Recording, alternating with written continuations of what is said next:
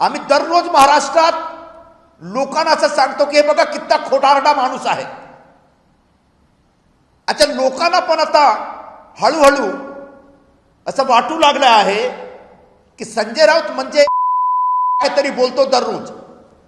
तटकरेजीची मुलगी फार ज्युनियर आहे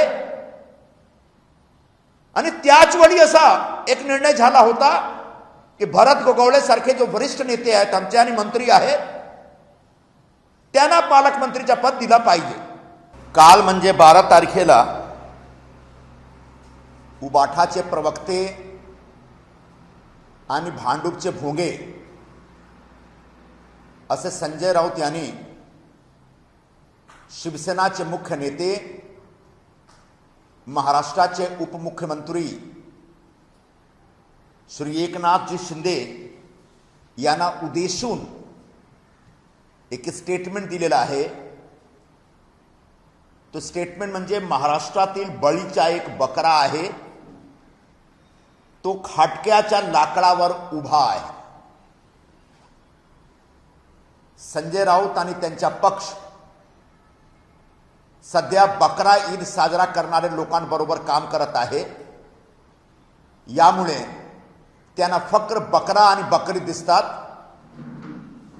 आणि यासाठी त्यांनी हाच प्रकारचा एक स्टेटमेंट दिलेला आहे.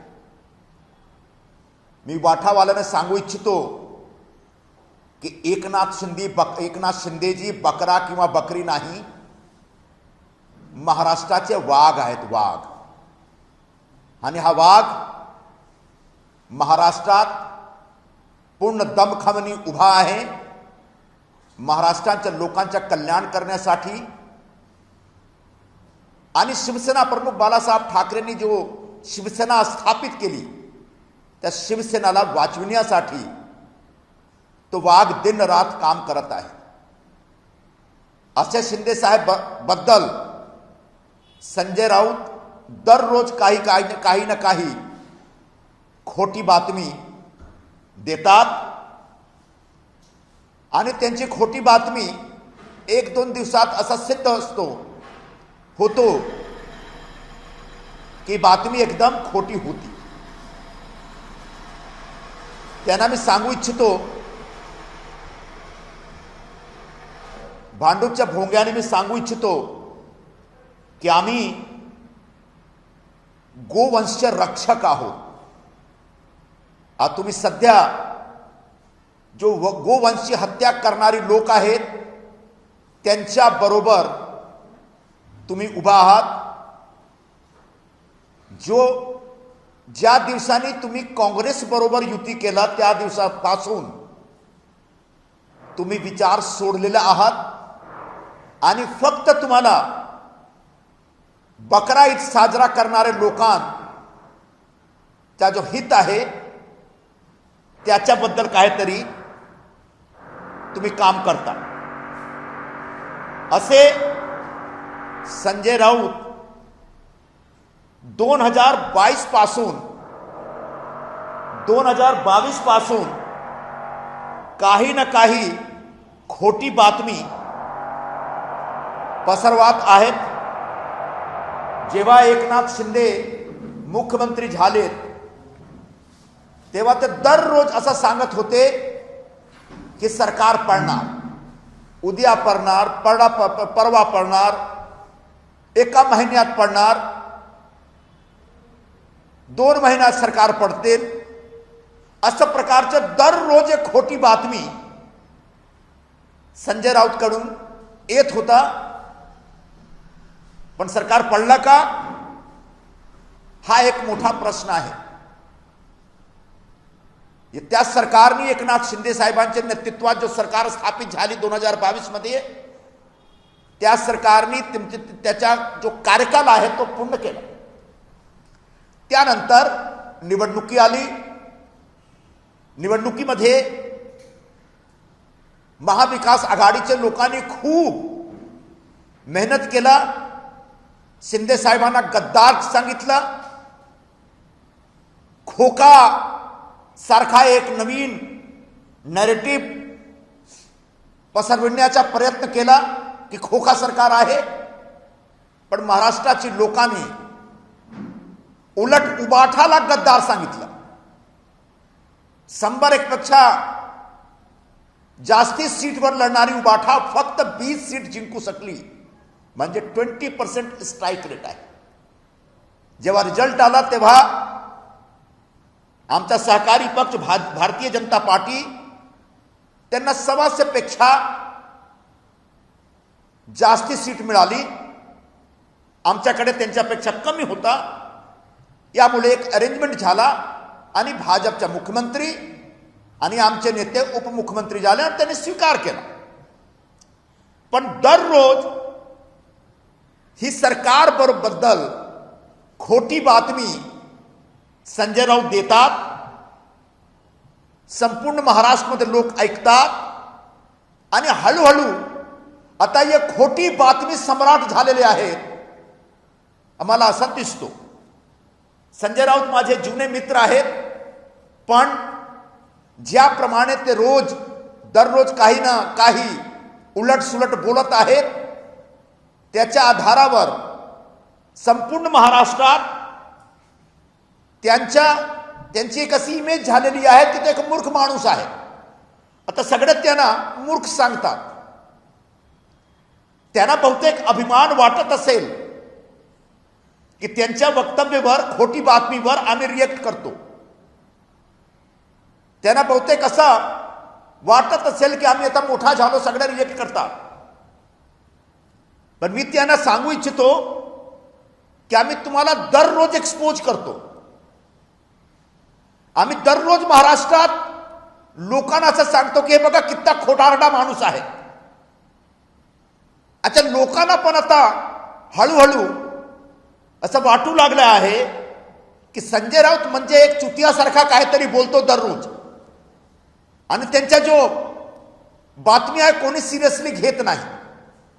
पण आम्ही घेतो आणि त्यांना एक्सपोज करण्याचा प्रयत्न करतो. आम्ही दररोज असा खोटा बातमीचा बहादूर माणूस जो आहे त्यांना एक्सपोज करणार, असा आमचा चॅलेंज आहे. काल भारताचे गृहमंत्री आणि भाजपचे ज्येष्ठ नेते अमित शहाजी महाराष्ट्राचे दौऱ्यावर होते. छत्रपती शिवाजी महाराज यांची पुण्यतिथी निमित्त रायगडमध्ये ते रायगड किल्ल्यावर गेले होते. तिकडे एक मोठा कार्यक्रम होता. तिकडेच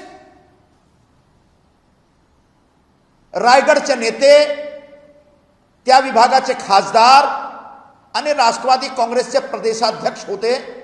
सुनील तटकरेजीच्या घर आहे, निवासस्थान आहे. ते जेवणासाठी त्यांच्या घरी गेले. त्याच आधारावर तर खोटी बातमी लोक असा पसरवत आहेत की जो रायगडच्या पालकमंत्रीचा मुद्दा आहे त्या मुद्द्यावर चर्चा करण्यासाठी ते गेले होते. असं काहीही नाही. जेवणासाठी जाणं एक भारतीय संस्कृती आहे. खास करून मित्रांच्या घरी जाणं, सहकारी पक्षाच्या नेत्यांच्या घरी जाणं एक भारतीय संस्कृती आहे आणि त्या संस्कृतीचं पालन करत गृहमंत्रीजी तिकडे गेलेत. चांगला केलं त्यांनी. पण आम्ही शिवसेनातर्फे स्पष्ट करू इच्छितो की पालकमंत्रीचा वाद अजूनपर्यंत आहे आणि या वाद मिटविण्याचा जो एक जबाबदारी आहे तो भाजपचे ज्येष्ठ नेते, जो केंद्रीय नेते आहेत त्यांच्यावर आहे. आमचे मुख्यमंत्री देवेंद्र फडणवीसजीवर आहे. शिवसेनेला रायगडचा पालकमंत्री पाहिजे. आमच्या नेत्यांनी ठामपणे भाजपबरोबर चर्चाच्या दरम्यान सांगितलेलं आहे. कारण रायगडचे पालकमंत्रीचा पद पूर्वी आमचे उदय सामंतकडे होता. तटकरेजीची मुलगी फार ज्युनियर आहे आणि त्याच वेळी असा एक निर्णय झाला होता की भरत गोगावले सारखे जो वरिष्ठ नेते आहेत आमचे आणि मंत्री आहेत त्यांना पालकमंत्रीचा पद दिला पाहिजे. पण काहीतरी एनसीपी कडून राष्ट्रवादी काँग्रेसकडून काहीतरी ऑब्जेक्शन आहे, तो ऑब्जेक्शन वर आम्ही चर्चा करू. पण शिवसेनेची भूमिका स्पष्ट आहे की रायगडच्या पालकमंत्री भरत गोगावले त्यापदी त्यांची नियुक्ती झाली पाहिजे. आणि याबद्दल काल कुठल्याही मीटिंगमध्ये काही चर्चा नाही झाली, काही तक्रार आमच्या पक्षाकडून कोणाच्या विरोधात नाही झालेला आहे. तरीही वृत्तपत्रामध्ये असा उलटसुलट बातमी ते देत आहेत, याचा आम्ही निषेध करतो आणि खंडन करतो. सर, आज मुख्यमंत्री एकनाथ शिंदे यांनी आज सह्याद्री अतिथीगृहावर केंद्रीय मंत्री अमित शहा यांची भेट घेतली, अशी माहिती सूत्रांकडून समोर येते की निधी वाटपासंदर्भात काही फायली जे आहे ते त्याच्यावर सिग्नेचर होत नाहीये, राज्याच्या विकासाच्या कामं जे आहे ते पुढे जात नाहीये, ह्या विषयावर कसं होतं? माझी माहितीप्रमाणे गृहमंत्री साहेब बरोबर बैठकमध्ये कुठल्या प्रकारचे राजकीय विषयावर चर्चा नाही झालेली आहे. हा जो प्रशासकीय कामकाज आहे ते प्रशासकीय कामकाजवर आमचे उपमुख्यमंत्री मुख्यमंत्री बरोबर बसून चर्चा करतात. गृहमंत्री कधीही महाराष्ट्र शासनाच्या कामकाजमध्ये इंटरफेरेंस करत नाही, दखल देत नाही. हिंदी में शुरू करूं?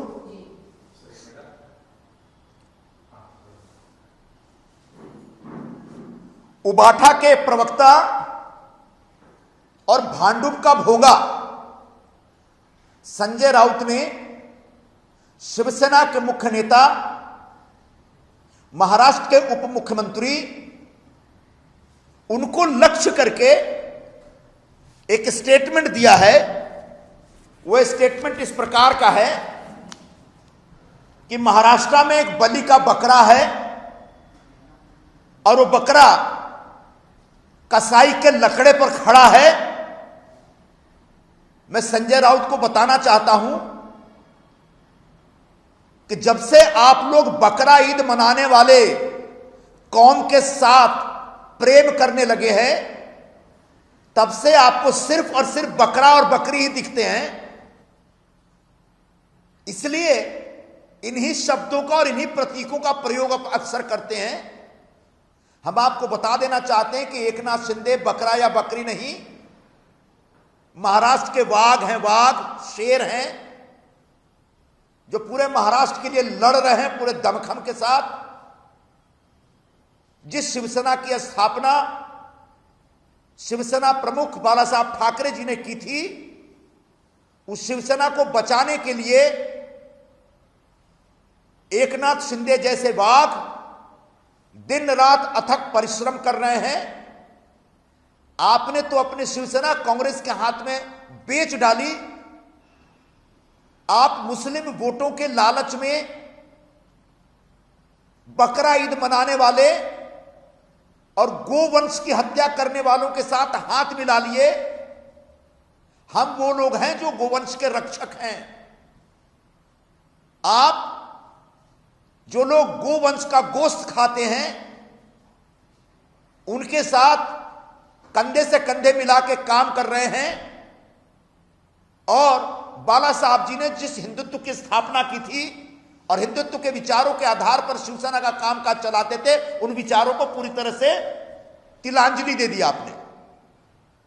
ऐसे संजय राउत मतलब रोज झूठ बोलने वाला एक इंसान, रोज झूठी खबर फैलाने वाला एक प्रवक्ता. जब 2022 में एकनाथ शिंदे साहब ने मुख्यमंत्री पद की शपथ ली और फडणवीस जी ने उप मुख्यमंत्री पद की शपथ ली और एक सरकार ने काम करना शुरू किया, तो संजय राउत रोज इस प्रकार का दुष्प्रचार करते थे कि सरकार कल गिरेगी, परसों गिरेगी, इस महीने गिरेगी तो अगले महीने गिरेगी. सरकार गिरी नहीं, बल्कि उनको अपना झूठ खुद चबाना पड़ गया. सरकार ने अपना पूरा कार्यकाल पूरा किया, उसके बाद चुनाव आए और चुनाव के दरमियान महाविकास आघाड़ी की तरफ से एक जोरदार दुष्प्रचार शिंदे जी के खिलाफ शुरू किया। इनको गद्दार बताया गया। अब बोला गया कि करोड़ों रुपए में आमदार जो विधायक है वो बेचे खरीदे गए थे, उनकी खरीद फरोख्त हुई थी, उनको खोखा सरकार ऐसा नाम दिया गया। हमारे उस समय के मुख्यमंत्री सिर्फ और सिर्फ सकारात्मक मुद्दे लेकर के काम करते रहे। आखिरकार चुनाव हुए और उबाठा के मुंह पे महाराष्ट्र के लोगों ने, मतदाताओं ने जबरदस्त तमाचे जड़ दिए। जो 101 सीट पर चुनाव लड़े थे, ऐसे उबाठा के हिस्से सिर्फ 20 सीट आई, मतलब 20% का स्ट्राइक रेट। उनके सहयोगी तो और निबट गए। कांग्रेस पार्टी 16 सीट और राष्ट्रवादी कांग्रेस शरद पवार सिर्फ 10 सीट। मतलब महाराष्ट्र के लोगों ने साबित कर दिया कि उद्धव ठाकरे गद्दार हैं। उन्होंने बाला साहब जी से गद्दारी की और उन्होंने, महाराष्ट्र की जनता ने, महाराष्ट्र के लोगों ने यह फैसला दिया कि शिंदे साहब ने 2022 में जो फैसला किया था वो सही था। बाला साहब जी की शिवसेना को बचाने का फैसला था, महाराष्ट्र के लोगों के विकास करने का फैसला था। ऐसे संजय राउत जो रोज रोज झूठ फैलाते हैं, ऐसे झूठी खबर फैलाने वाले को झूठी खबर का सम्राट करके एक दर्जा मिल गया है। मेरे पुराने मित्र हैं संजय राउत, फिर भी मैं उनको बताना चाहता हूं कि आज पूरे महाराष्ट्र में आपको एक महामूर्ख के तौर पर लोग जानते हैं।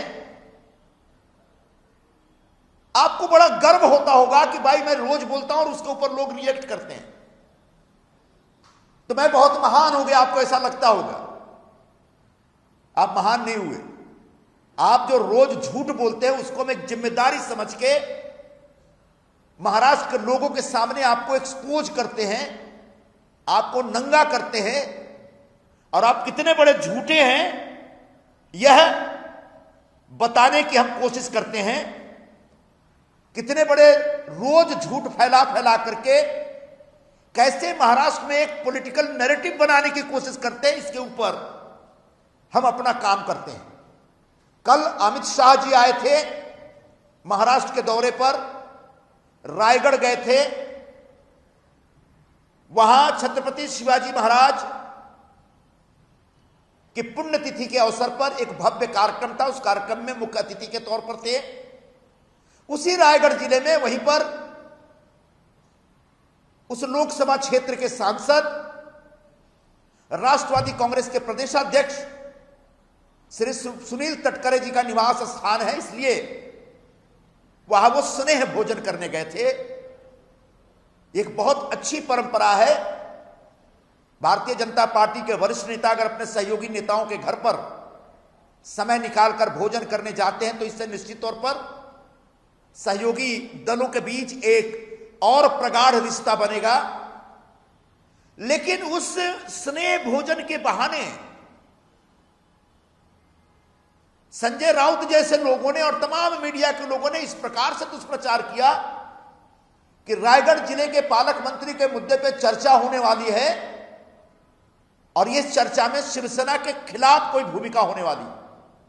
मैं स्पष्ट कर दूं, शिवसेना रायगढ़ जिले के पालक मंत्री का पद चाहती है, मतलब चाहती है। इस बारे में निश्चित तौर पर अंतिम फैसला भारतीय जनता पार्टी का केंद्रीय नेतृत्व और माननीय मुख्यमंत्री श्री देवेंद्र फडणवीस करेंगे। लेकिन हम अपनी भूमिका एक बार फिर से स्पष्ट कर देते हैं कि जब पहले शिंदे जी मुख्यमंत्री थे तब रायगढ़ जिले के पालक मंत्री उदय सामंत थे। तटकरे जी की सुपुत्री अभी बहुत जूनियर है। तभी यह तय हुआ था कि भरत गोगावले जब मंत्री बनेंगे तो उनको वहां का पालक मंत्री बनाया जाएगा। लेकिन किन्हीं कारणवश मंत्रिमंडल का विस्तार नहीं हो पाया और गोगावले जी मंत्री नहीं बन पाए। इस बार बने हैं और इस नाते जैसे पहले हमारे पास रायगढ़ का पालक मंत्री पद था, वैसे ही इस बार भी शिवसेना के हाथ में रहना चाहिए और भरत गोगावले पालक मंत्री होने चाहिए। यह भूमिका शिवसेना की है। आखिर में एक बात कह दूं कि जितनी जानकारी मुझ तक आई है पार्टी की तरफ से, उस हिसाब से अमित शाह जी के साथ विभिन्न बैठकों में पालक मंत्री के मुद्दे पर कोई चर्चा नहीं हुई है, किसी प्रकार की कोई बहुत राजनीतिक चर्चा नहीं हुई। हां, प्रशासनिक मुद्दों पर चर्चा हो सकती है, लेकिन फैसला मुख्यमंत्री जी को करना है। केंद्रीय नेतृत्व बीजेपी का महाराष्ट्र शासन के रोज बरोज के कामकाज में किसी प्रकार की दखलंदाजी नहीं देता, ऐसी भूमिका केंद्रीय नेतृत्व की रही है।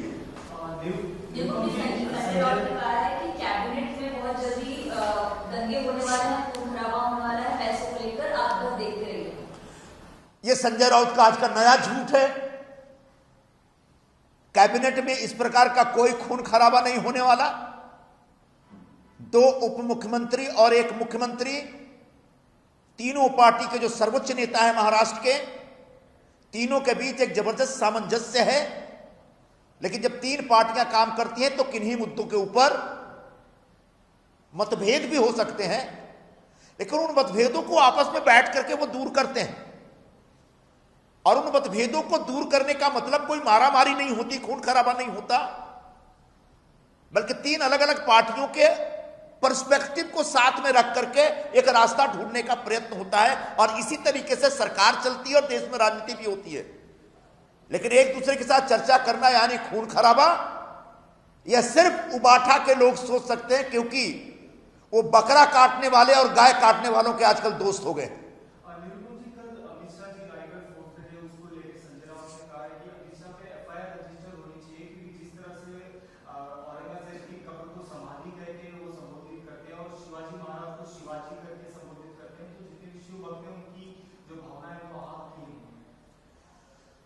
जहां तक मैंने जो सुना अमित शाह जी का भाषण, वह शिवाजी महाराज के बाल्य अवस्था के बारे में जो बोल रहे थे, उस दरमियान उनको शिवाजी कहा था। लेकिन जो लोग कांग्रेस के साथ हाथ मिलाकर बैठे हैं,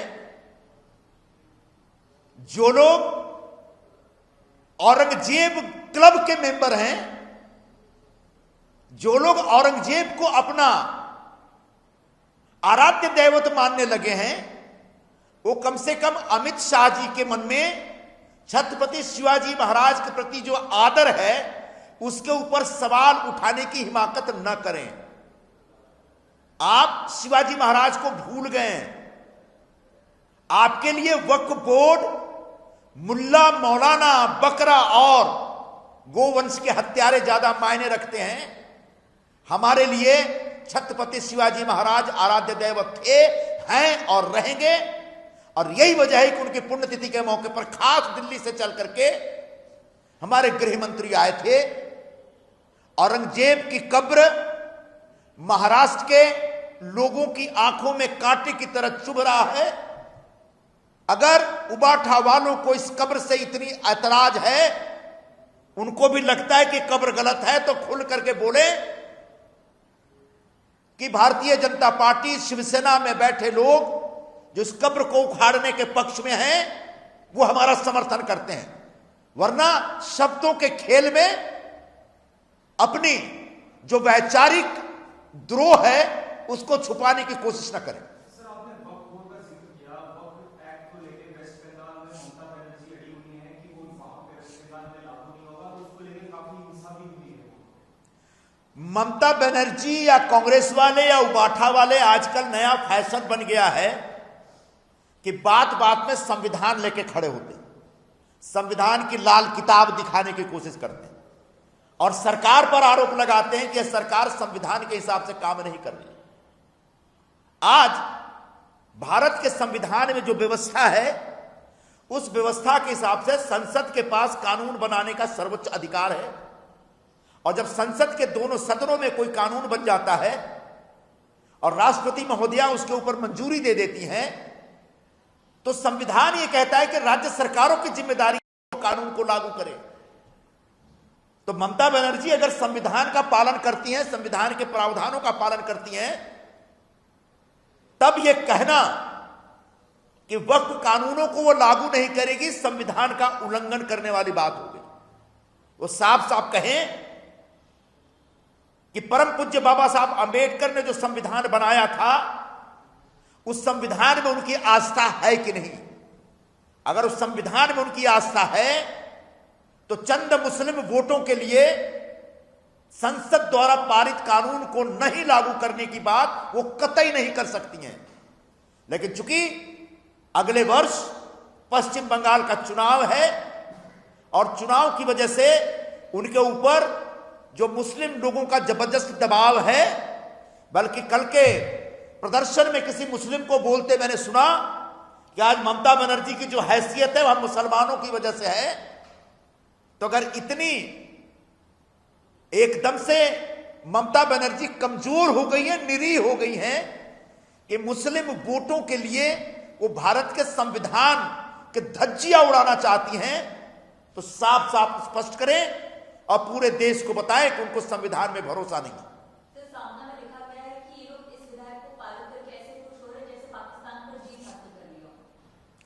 हम इतने खुश नहीं हो रहे हैं। कांग्रेस वाले, ममता बनर्जी, उबाठा वाले इस कानून को लेकर इतने दुखी हो रहे हैं। जिस तरीके से पूरे देश के मुल्ला मौलवियों ने वक्फ कानून को एक मुद्दा बना दिया है, भारत के संसद द्वारा पारित कानून को लागू करने के विरोध में जिस तरीके से खड़े हो गए हैं, और संजय राउत जैसे, उबाठा के नेता जैसे, कांग्रेस वाले जैसे, सपा वाले जैसे और ममता बनर्जी जैसे लोग जिस तरीके से इस कानून के खिलाफ अपनी वेदना व्यक्त कर रहे हैं, अपनी व्यथा व्यक्त कर रहे हैं, उससे यह स्पष्ट होता है हम खुश नहीं हैं, आप ज्यादा दुखी हैं। हम तो बस इतना कह रहे हैं कि देश में 9 लाख एकड़ जमीन का सही ढंग से प्रबंधन होना चाहिए। वक्फ के नाम पर जो लूट चल रही है वो लूट खत्म होनी चाहिए। वक्फ के नाम पर जो मुल्ला मौलाना गरीब मुसलमानों को सता रहे हैं, उनकी जमीन हड़प रहे हैं, और वक्फ का जो बुनियादी काम है मुस्लिम विधवाओं को मदद करना, गरीब बच्चों को पढ़ाई करना, उनका इलाज कराना फ्री में, ये सारा काम वो नहीं कर रहे। सच्चर कमेटी ने रिपोर्ट दी थी, कहा कि वक्फ के पास इतनी प्रॉपर्टी है कि इसका सही ढंग से अगर संचालन किया जाए तो हर वर्ष वक्फ की कमाई 12,000 करोड़ रुपए होगी। आज दुर्भाग्यवश 200 करोड़ भी नहीं होता।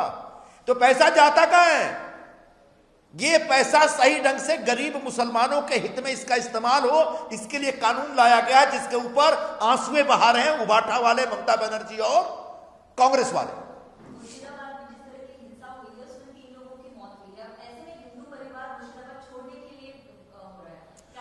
जब तक ममता बनर्जी पश्चिम बंगाल के मुख्यमंत्री रहेंगे तब तक पश्चिम बंगाल का हिंदू सुरक्षित नहीं रहेगा।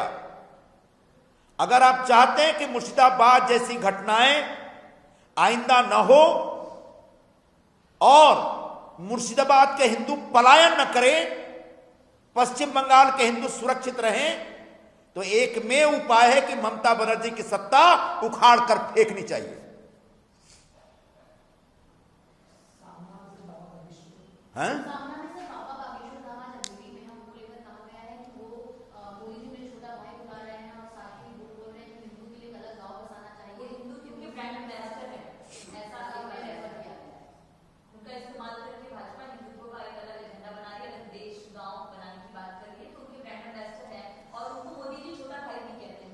इसमें गलत क्या है? अगर बागेश्वर धाम के नौजवान बाबा हिंदुओं के रक्षण के लिए, हिंदुओं के हितों के लिए संघर्ष कर रहे हैं, अच्छा काम कर रहे हैं, तो निश्चित तौर पर भारतीय जनता पार्टी या प्रधानमंत्री जी या हम सब उनका समर्थन करते हैं। ऐसे नौजवान बाबा को पलकों पर बैठाकर चलना चाहिए, जो पूरे हिंदुस्तान में हिंदू समाज के हितों की रक्षा करने के लिए संघर्ष कर रहे हैं। सर, आज शिवसेना यूपीटी द्वारा एक क्लास का आयोजन किया गया है जिसमें प्यार से मराठी सिखाने की बात जो है वो कही गई है। आज शिवसेना यूपीटी द्वारा मराठी सिखाने के लिए एक क्लास का आयोजन किया गया है। मनसे का जो रुख रहा है आपका, उसके बाद प्यार से मराठी सिखाने के लिए मराठी सिखाएगा। ये तो मैंने बहुत पहले कहा था जब मनसे वाले मराठी भाषा बोलने की आग्रह को लेके, जिद को लेके जब यहां के गैर मराठी भाषियों पर हमला कर रहे थे और तब किसी बैंक ऑफिसर को या किसी शॉपिंग मॉल में काम करने वाले कर्मचारी को या किसी वॉचमैन को जब मार रहे थे, तब मैंने कहा था कि बिल्कुल महाराष्ट्र में मराठी भाषा बोलने का आग्रह होना चाहिए, तमाम कामकाज में मराठी भाषा को प्राधान्य मिलनी चाहिए, प्राथमिकता मिलनी चाहिए, लेकिन इसके लिए मारामारी करना कोई पर्याय नहीं है, कोई सॉल्यूशन नहीं हो सकता। तब मैंने मनसे वालों को कहा था कि अगर इतना आपके मन में आग्रह है कि सभी लोग मराठी बोले तो आप मराठी भाषा सिखलाने के कोचिंग सेंटर शुरू करिए। मुझे लगता है मेरे बयान से मनसे ने तो कुछ प्रेरणा नहीं ली, उबाठा वालों को थोड़ी प्रेरणा मिल गई है। मैं उम्मीद करता हूं कि मनसे वाले जो उत्तर भारतीय और गैर मराठी भाषियों पर हमले करते हैं, उनकी निंदा और निषेध करने में भी थोड़ा उबाठा वाले आगे आए। सर, वक्त को लेकर सामान्य संजय राउत ने लिखा है कि नीतीश कुमार का अंत हो जाएगा आगामी विधानसभा चुनाव में। जिस तरह का रुख उन्होंने अपनाया उसके बाद अब भाजपा ने नीतीश कुमार नाम को जो काटा है उसको हटा दिया है, क्या कहें? ये सामना वाले और उबाठा वाले महाराष्ट्र चुनाव से पहले बोलते थे कि एकनाथ शिंदे का अंत हो जाएगा, महायुति की सरकार चली जाएगी। हुआ उल्टा, वो एकदम से जमीन पर चारों खाने चित्त पड़ गए। तो ऐसे में बिहार का राजनीतिक समीकरण क्या है, बिहार के नतीजे क्या होंगे, सामना के दफ्तर में बैठ करके संजय राउत सिर्फ कल्पना कर सकते हैं। उनके पास कोई वस्तु स्थिति की जानकारी नहीं है, क्योंकि उनके पास कोई सर्वे करने वाली एजेंसी है क्या? वो बिहार जाकर के लोगों से मिलके आए हैं? तो ये जो झूठ बोलने वाला व्यक्ति है वो बोलता भी और सामना में झूठ लिखता भी है। ऐसे झूठ की हम परवाह नहीं करते। हाँ, पूरे महाराष्ट्र को बताना चाहेंगे कि इस झूठे से सावधान रहो।